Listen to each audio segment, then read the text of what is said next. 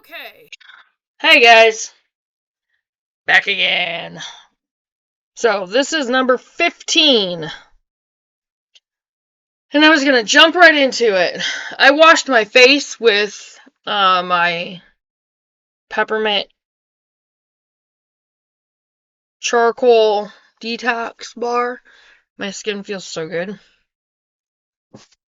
Love those bars.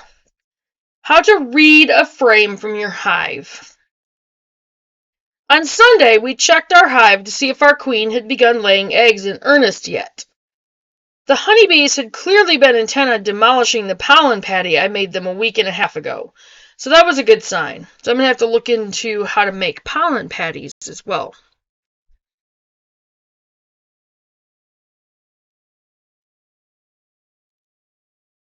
When we inspected the frames, I saw what looked like capped brood in the center.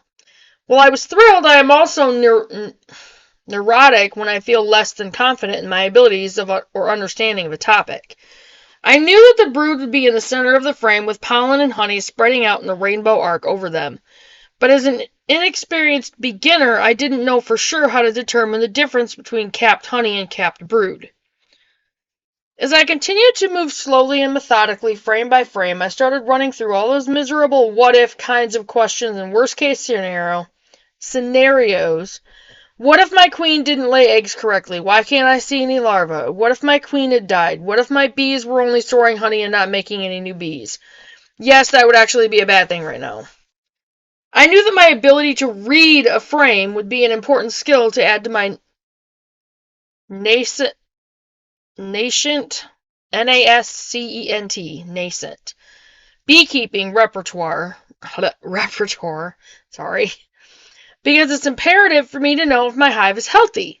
So I sat myself down with YouTube and Google so I could acquire that skill.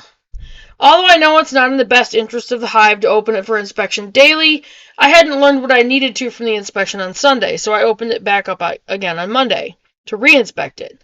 This time, when I pulled the frames from the hive, I knew exactly what to look for. I'm happy to report that the hive is thriving. For those who are curious how to read a frame of bees, here are some pictures and explanations I took from my hive this week. She has on there capped honey over here, capped honey, and then capped brood right down in there. Capped brood are creamy yellowish tan in color, and capped honey is white. As I mentioned earlier, capped brood will appear in the center of the frame, while honey and pollen will appear in an arc around the brood. Pollen can be many different colors. You can see a few cells of pollen in the lower right of the picture. They look like darker cells, and a single bee is near them. See the darker cells in that? Most capped brood will be a little over the height of the comb. A few brood will seem to pop out over the rest. Those cells contain bees other than worker bees. The bee I'm pointing to in the picture will be a drone, which is a male bee. It almost looks like the cell is overstuffed. A queen cell will be even larger than a drone cell, almost like a peanut. Luckily, I don't have a picture of those to show you, which means my hive is doing well. The larvae are harder to see. They look like little white C's curled up in the bottom of the comb. I wasn't sure they would be and were easy to miss, as I wasn't sure exactly what I was looking for. What I particularly enjoy about this picture is how you can see the different sizes of the larvae as they age.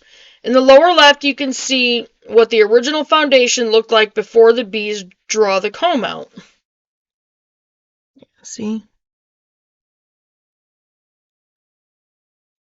This picture is a close-up of the brood cells. I am very much enjoying this process, and I'm glad people are interested in learning about my bees as I am. Cool. Alright, so that was the end of that one, and that was how to read a frame from your hive. Okay, so I'm going to get this one up there, And I'm hoping to get out several videos today. I'm going to be working hard on the channel tomorrow. So I will see you guys in just a few minutes. Bye, guys.